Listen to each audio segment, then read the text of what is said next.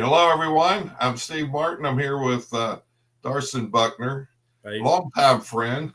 Well, I say long time, but it feels like a long time. It does, right? Yeah. And I've learned to know Darson and appreciate him as a person, a great host for a conference earlier this year in Knoxville.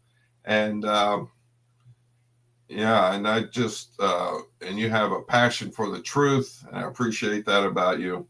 And so today we're just going to have a conversation. Really don't have big plans or for that, but we'll just see where it goes. And let's start. Both of us are Phillies fans. And, Yes. Rabid Phillies fans. You can't get the two of us shirt on. You can't get the two of us together without talking a little Phillies, right? Yeah. So and so they had a good season. And they did have a good season. They had a great season. They did. It was a fun season. You know, that four home run game by Cal Schwarber and some other things like that. That was, but and then they were into the playoffs, and it would have been game 4, I guess. Yeah, it just ended kind of anticlimactic. Yeah. Yeah. Orion Kirkering was pitching. He had a ball hit right back to him.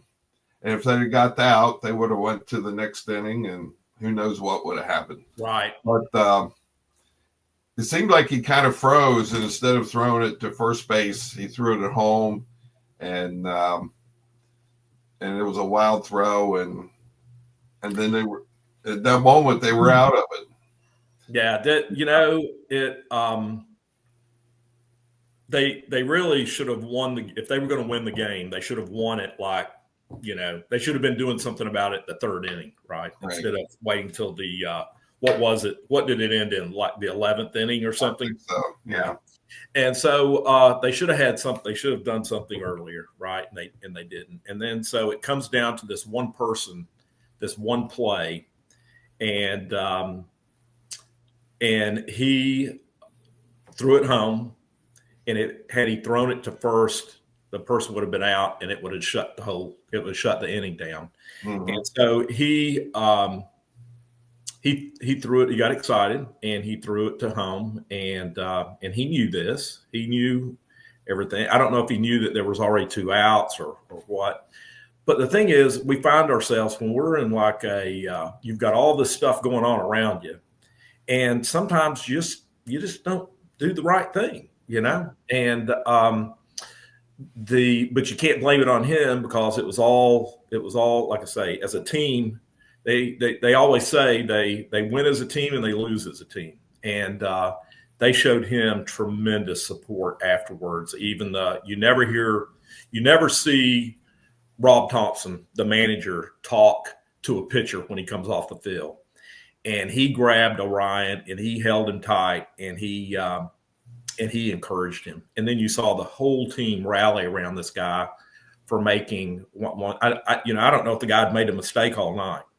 And then it came down to this one. Mistake. And so, I was really impressed by how the team rallied around him. And when he missed the target and he threw it to home instead of first, I was really impressed with how everybody, tried to lift him up, and it was pretty inspirational. So, the thing is, they had a great season, right? Right. And they had a really good season, and they did really well. And there was a lot of records set, I think, for Phillies as a team and as for some individual players, and so. It was where it was at. I watch a lot of Phillies games, and I'd say out of 162, my wife and I, we probably try to catch. We'll catch 75% of those, and that's a lot. That's a lot of time, And so when at the end of the season, I'm ready to turn the TV off and not watch TV again until March. That's how, it is, and so. So it was a good season. And Castellanos, who can be a little crusty at times. I seen an interview he did with him. He says, I wasn't going to let Orion walk off the field alone. And Right. So he walked off on him. And I think it's it's just a good lesson for us when we see others. I mean, that was a golden rule there. They treated him like they wanted to be treated. That's exactly right. It can be a lesson for us when we see others make a mistake that impacts us. Right. And, how do we respond to that? And right. So I thought that was just a good lesson. Yeah. And I thought that's a good way to slip it in and talk about the Phillies a little bit. So that's right. That was good. There's always next year, right? There's always next year. And there's some good teams out there. The teams that are in it right now, they are well deserved of where they are, of where they're at in position. And it's going to be an exciting World Series is all I can say. So I still get to watch a little baseball, but it's not the same. It's not the same because you don't know as many of the players. You don't know the background, but it's all good. It's all good the same. So you've been sending us some articles and whatnot. So what have you been thinking about lately that's really been impressing you? Well, I think the one thing that's really been on my mind is truth. And what is truth and how do we get there? And because there's so many different opinions and people who feel they're the truth. And so I've kind of put some notes together of what I've been thinking about, possibly for an article or something to submit to you. And I think that when and I'd like to hear what your thoughts are on this, to maybe learn a little bit from you today as well. But it seems like when we have a desire or we have something in our heart that we want to do, or we even have questions, I feel like God initializes that. He puts those questions in your brain, in your heart to think, hey, what is this, or what is that, or how does this work, or whatever. So I think he puts those questions in our heart. And then I think we turn those questions when God gives us a question, and then we begin to form an opinion of it. And so the whole purpose of this is just try to find out what is truth, right? What is the truth? And so I think we begin to kind of form an opinion of what we are thinking after we review the question, maybe do some research, hear from somebody. So it goes from God to question, and then it goes. We formulate some sort of opinion on whatever it is that we've done with the research, or what people that we've talked to, or something that we've heard. We begin to kind of formulate an opinion. And once we formulate that opinion, I feel like that we start believing that opinion that we formulated from the question, right? So we've gone through this series now. So God gives us a question. We look at the question, we do some research, we formulate an opinion, and then we kind of believe, of what's going on. And then over time, that belief begins to really settle in, because we're not hearing anything any different, or we're not researching any different. We're kind of doing the same thing over and over and over. And so we settle into that belief. And then once we get to that belief, it becomes what we think. It becomes truth. It becomes our truth. We say, so this is our truth. So that's why you have so many people that are so adamant about what they believe. They believe it because it's their truth. Right. And the only way that they can find true truth is for it to be unbiased. In other words, taking all of their research, taking everything, and then seeing for what it's actually is. So it becomes their truth, and then they're kind of settled in on it. Would you agree with that? Would you agree? Absolutely. I mean, we see that all around us, and all the churches and different denominations, and to be fair, even us, even what we believe, that's right? our experience. Yeah, that's exactly right. That's exactly right. So everybody has the same kind of process that they go through to find truth, and if they are truly seeking truth. Now, there's a difference between someone seeking truth and someone who is trying to continue to prove their truth or their belief correct and believe it to be the absolute truth. The thing is, God has control over all of that, right? Yeah. So, whatever your truth is, God has control over that. He has control. But we talk about wanting to grow. I hear people all the time say, I want to grow in Jesus Christ. What does that mean? What does that mean, Steve? Yeah. What does that mean? I want to grow in Jesus Christ. Well, to grow, it means you have to understand differently than you did 5 minutes ago, right? You've got to, that's the only way you grow, is to start. And so I challenge everyone to, take a look at what you do believe in and what you believe is your truth, and continue to research those topics that are very important to you. Never stop researching, never stop looking, never stop, asking those questions. The question is the most important thing we've got. Yeah. And so if we keep asking those questions, and if we keep challenging ourselves to the research that we're doing to actually come up with those new opinions and stuff, I think that's key in growing. You have to change from where you were to a new place. That's the definition of growing. Yeah. And you can't stay in the same place, and think that you're going. Now, I'm not saying you have to change,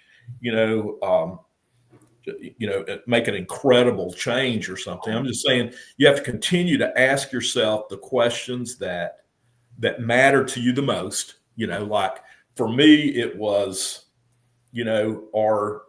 is God sending people to hell? That's a pretty big question. I had a phone call this morning of a friend of mine. Her husband called me this morning, told me she had passed away. Oh my. Well, yeah. So, it's, I'm going to miss her. But the thing is, you have to decide, is she going to heaven or is she going to hell? And are you the one that's making that decision? Because it seems like that's the case.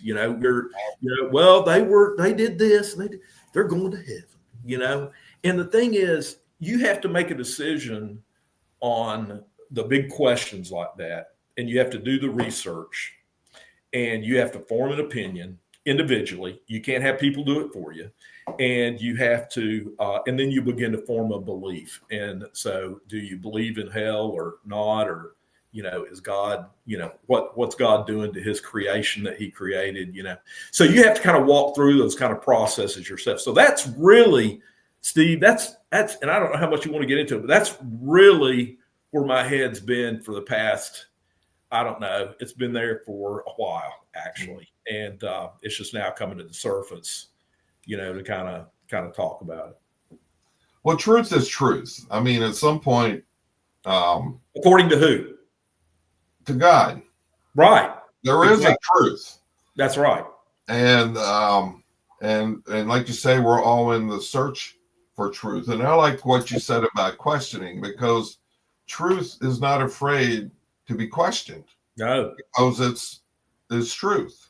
That's right. And so if you have an opinion, or others have opinion that you can't question, then it likely isn't truth. I guess that's true.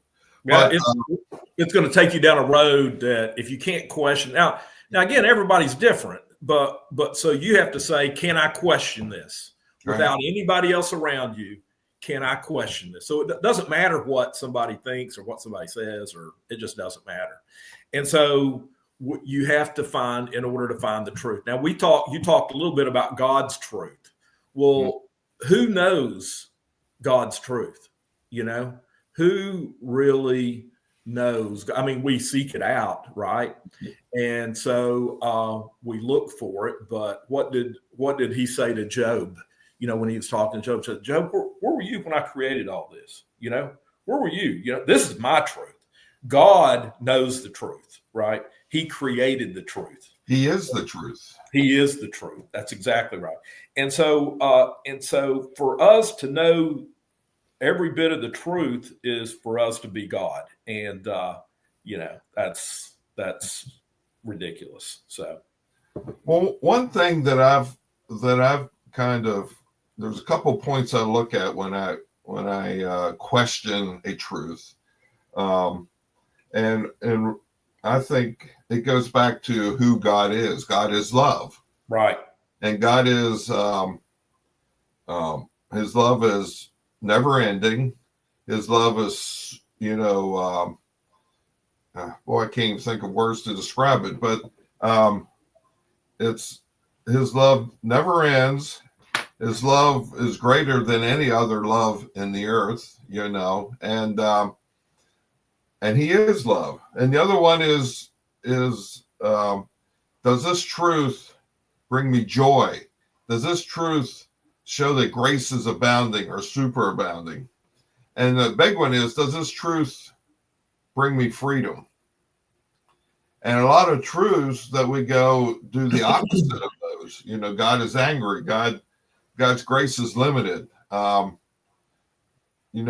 you want to be right with God, there's these rules you have to follow. So for me, that's kind of when I look at something, does this bring me more freedom, bring me more joy? Does it help me experience God's love more? I think that's imperative. I think what you just said to what I had mentioned earlier about the process of finding truth, I think that's what you summed up there is absolutely key. I was reading last night, and I can't think of the author's name, but I was reading, and he's the one that has the 150 reasons, salvation of all. And so one of his things, he said, nowhere in the Bible does it say that God is justice, right, or that God, when it describes God, it describes him as one word, Steve, and that's love. So justice, anger, everything that comes that we see comes out of that love. Right. So you've got to think of love first. And then anything that you understand around that comes out of love. So love is what we have as a descriptor of God. That is his essence. That is who he is. So justice or any of this other stuff comes out of who he is, which is love. So if you have that as a baseline and you say, this is what I know is truth because this is what the Bible strictly says, it's simple, it's not hard to understand. You don't have to get it, looked at 3 different ways or whatever. It's love. He is love. Everything outside of that comes from that love because that's who he is. So I think that's key to what you are describing as far as our path to truth, our path to growth, in truth, right? And the way we do that is to always go back. One of the things that really kicked me off on this journey, several years ago, was this one thing. I asked this one question, and the one question really set me off on a journey that I've just beyond description. Is I asked, this is the question I asked myself, and I wrote it down on a piece of paper when I asked him, what is God's character? Out of all of this, right, out of everything that we're hearing, out of everything that we see, out of everything that we research, all the things that people tell us, what is God's character? And it took me back to that word, love, just what you said. God is love. That's his character. That's his essence. That's his everything, is love. And so if you start there, you will be better equipped to find the unbiased truth when we're out there. So, and I think, what we believe impacts the way we act, the way we treat others. Yes. And so if we have this, when you look at hell, you talked about that. Does that fit God's character? Well, obviously not. Love doesn't burn people forever. Love doesn't set us up for failure so that he can punish us. He sets us up for failure, but it's for a whole different reason, so that he can teach us. But if I have this belief of an angry God who can't wait to send people to hell, then that impacts the way I treat people I meet on the street. Absolutely. Or my family or friends or. Absolutely. And he tells us not to judge people. Right. And so, I've got an article that I'm still kind of working on that I was going to send you, and it talks about the differences in people. It talks a little bit about DNA and stuff. And so I'll be excited to send it to you just to hear what you think about it. But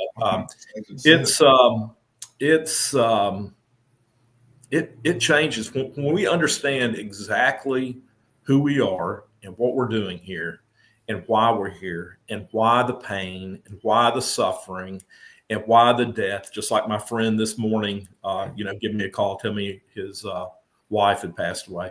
When we kind of begin to understand that purpose, going back to God is love, and why this is all happening, I think you just begin to have a lot more compassion for people and for their struggle, and you begin to understand the how temporary this flesh is, right? Yeah, and something as simple as somebody cutting you off on the road. Yeah. You don't know what that person's going through. Happened to me yesterday. Yeah. And I still can, but I try to go, what is his deal? Maybe he's in a hurry. He's late for an appointment.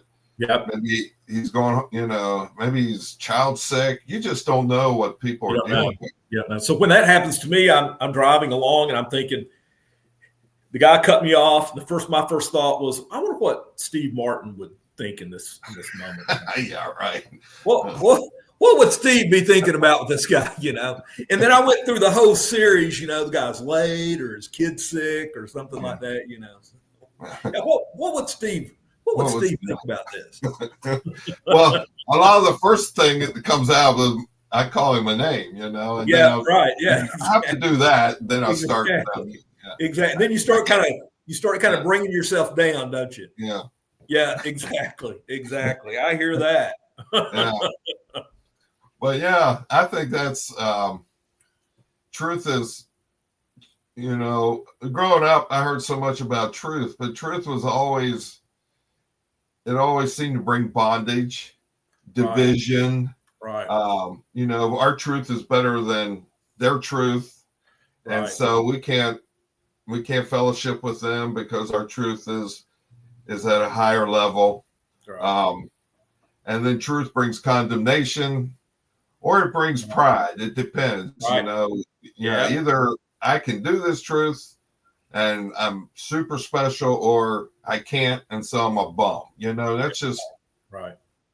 You know what would be interesting, and I know, when you post these videos, do you allow comments? Yeah. What would be exciting for me is if we had the whole community, everybody that's watching these videos, if they would comment on what we're talking about here, because I would love to hear what other people might have to say. And the reason I say it, I think we all could learn more about this subject of truth if we heard from, everybody in our community.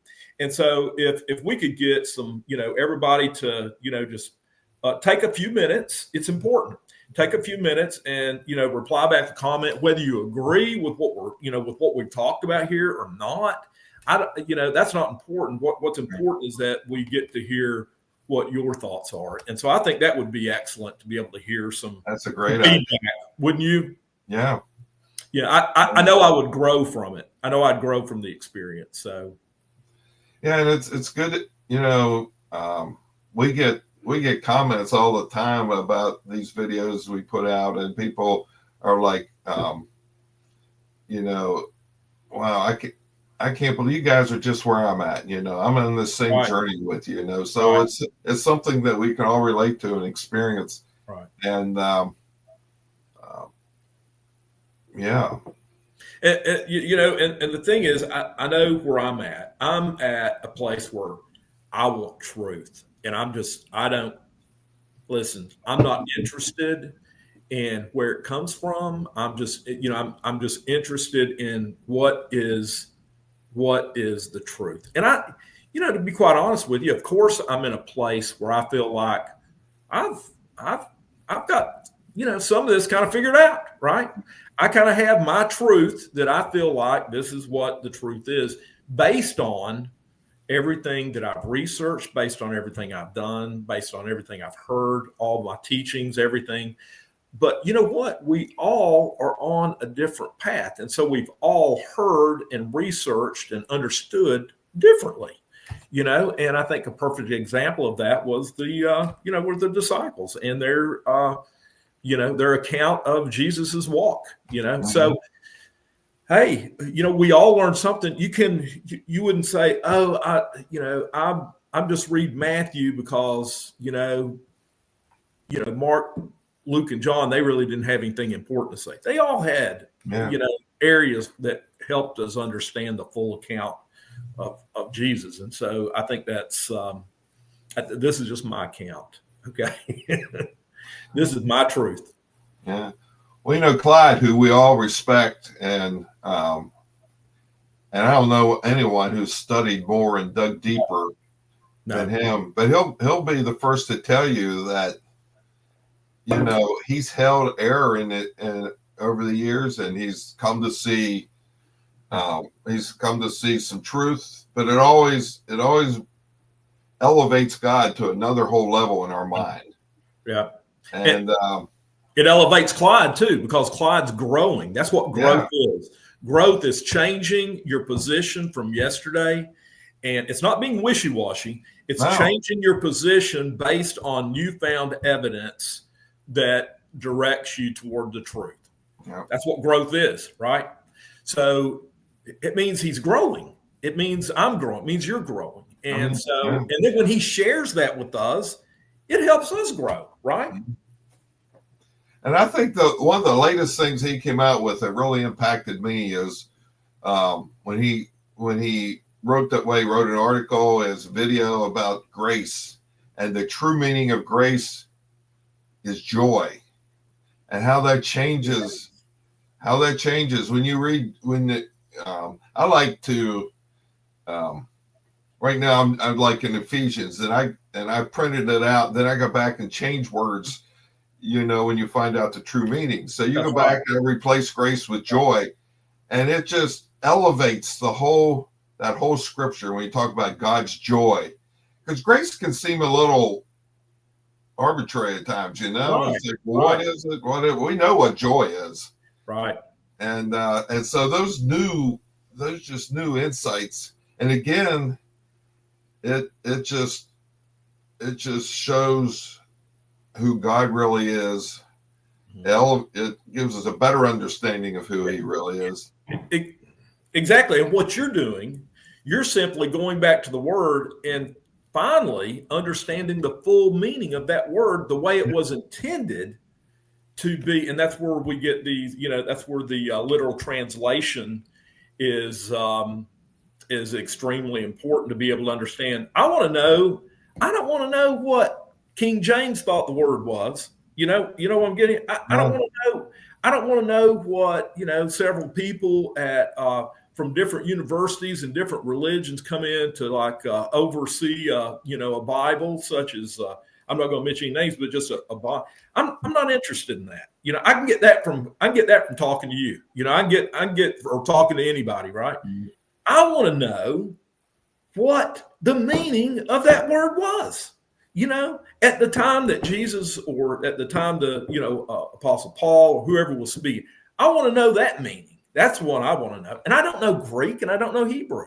So it's very important for me to have resources like that we can find the correct definition so that we can go back and understand. That was probably the point of all my original movement to ask myself questions to get to this place that I'm at now. Is because I was like set on one Bible translation, buddy, and this is the way it is. And if you can't make sense of it, it's because God, it's because it's your fault. You don't know what's going on.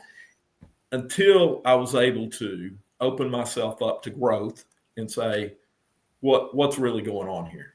What's happening here? And so being able to understand the definition of those words. So it goes back to grace, joy. That was an eye opener for me. Yeah. I'm just telling you, that was a real eye opener for me when I walked. And how did he? Were you and him talking during that, or was that a video that he did, or was it just in the newsletter? Or I forgot. Well, I know this is something that he's been thinking about for, I don't know, 10, 20 years or something. Wow. And it just, I think someone from the Concordant, they put out that little paper called, whatever it's called. And there was an article in there, and it kind of just confirmed it for him. And then that's when he put it out. And when I seen that, it was like, well, that's another thing about truth. It makes sense. Truth is logical. Right. There's nothing logical about a God creating people knowing they're going to suffer for eternity. That's just illogical. Mm-hmm. And that's the thing about truth. And another word that I've been working on is the word wrath. And when you go really research that word, it means intense passion.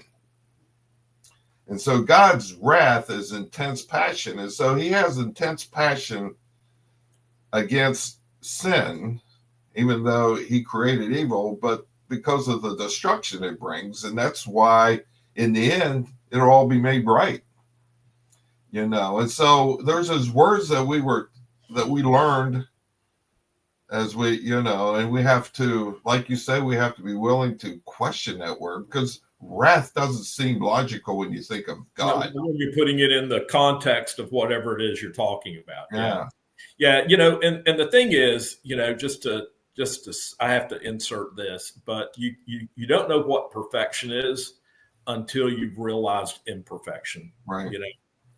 It's just like the baseball game we were talking about. You don't know what perfection is until you've had some imperfection, and imperfection helps that whole part come into, come onto the scene, and it helps you understand it. So that's, well, you hear the announcers sometimes talk about how do teams deal with adversity. Over 162 games, the most games anybody's ever won is 100 and some. And so you can't win them all. That's right. So how do you deal with adversity? When you go through a stretch and you lose 7 games in a row, but they're teaching moments, and that helps you grow. Yeah, and that's what adversity does for us. It helps us grow. Yeah. They go to the batting cages. If they're not hitting, you got to go back to the batting cage. You got to do some practice, So, that's a good, I appreciate you listening to what's been on my mind. And I appreciate you asking the question, hey, what's been on your mind? So that's, around the truth is definitely what's been on my, and how do we get there? And, how do we know when we've got it? How do we? And I think you made a key point there. If I were to just mention it, you made a key point. You said the way that, and correct me if I'm wrong, but you said the way that you get to truth is you go back to what the essence and character of God is, which is love, and then you answer questions based on that understanding. Correct. And I think there's a freedom in knowing that we don't have the absolute truth and that it's okay. That's right. God has written our journey. And so we don't have to know the absolute truth about everything. That's right. We'll get to that point someday.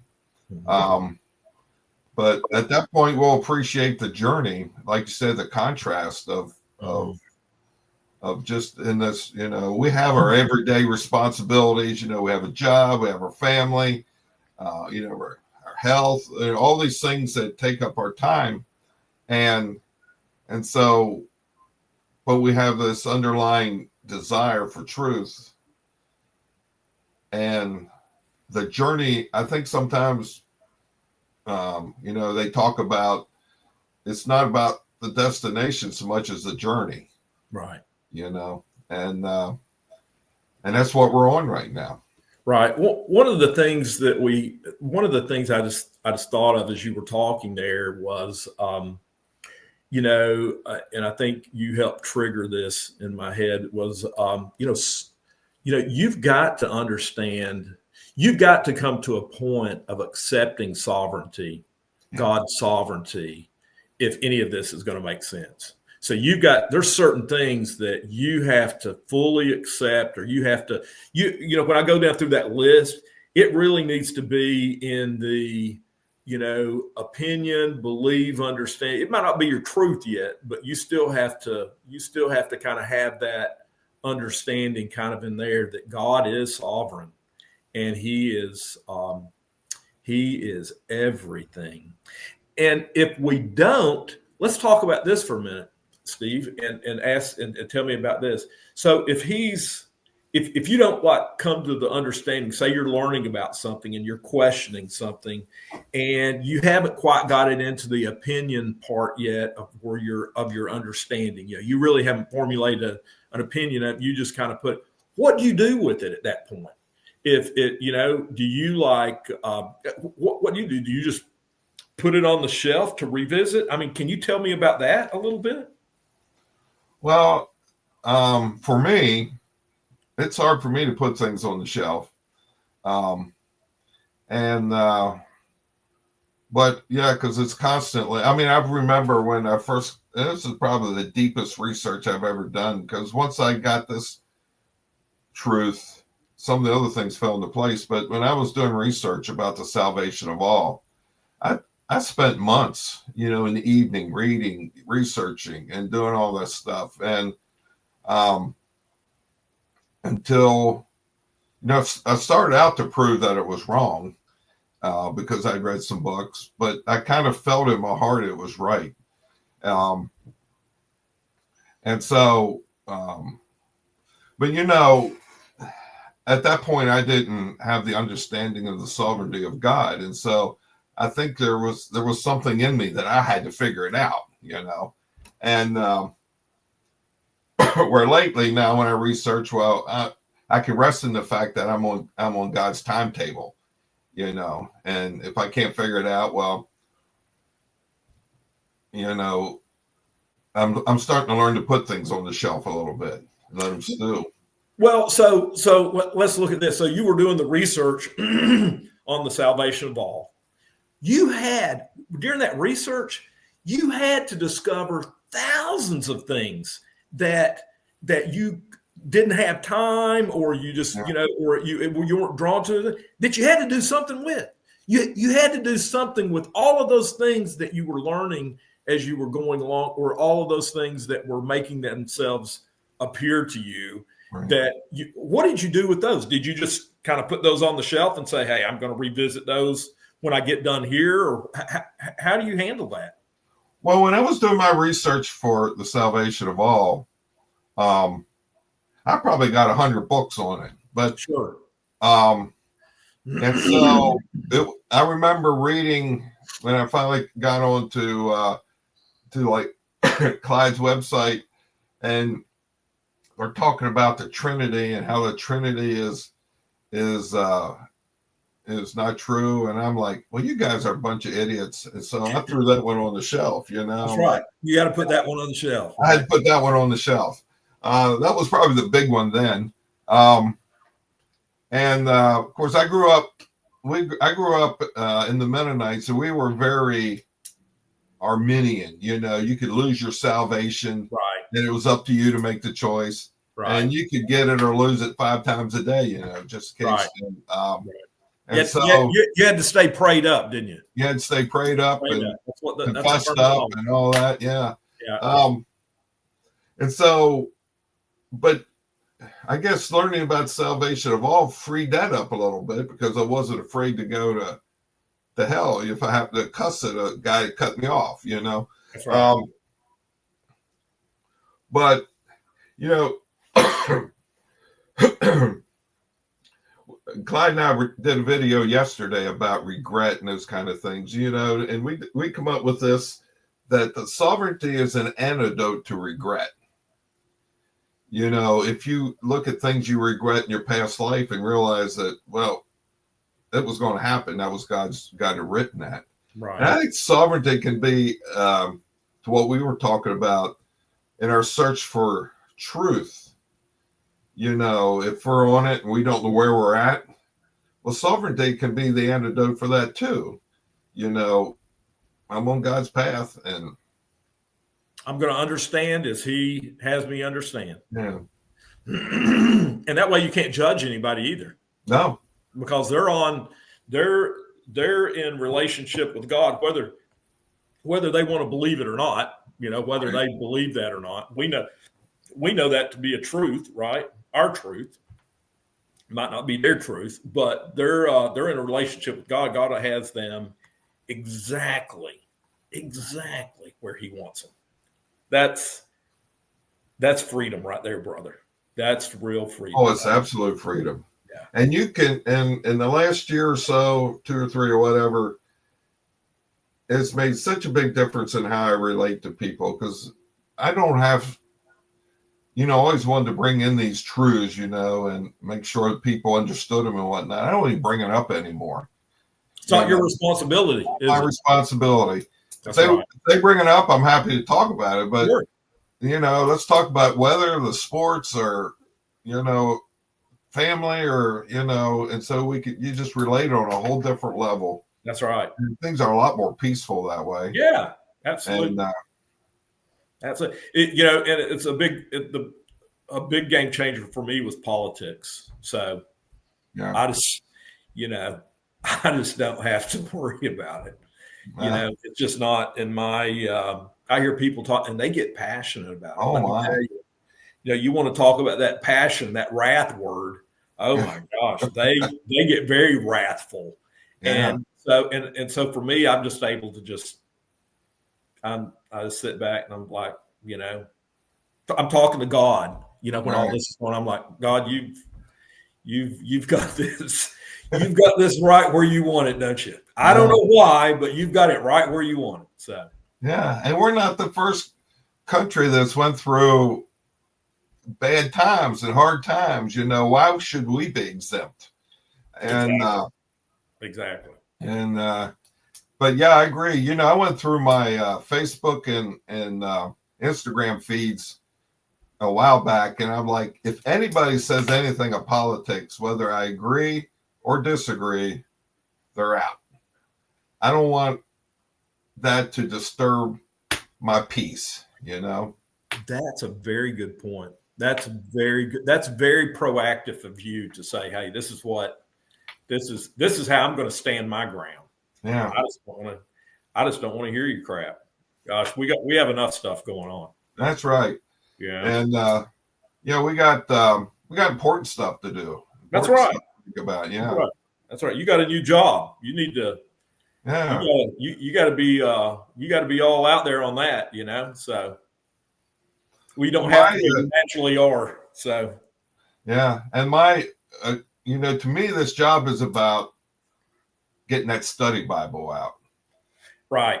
So it's whatever I can do to lessen the load for Clyde on other things and assist him in that. Yeah. Because I believe that's the new companion Bible for the next 100 years. That Bible's probably 100 some years old by now. And so, there are things that's been, we're standing on the shoulder of giants, like they say. Right. But God, through their study, there are things that have been revealed to us that take it to the next level. That's right. And it's just part of God's revelation and revealing things. And so I'm so, I feel that is so important, the work there.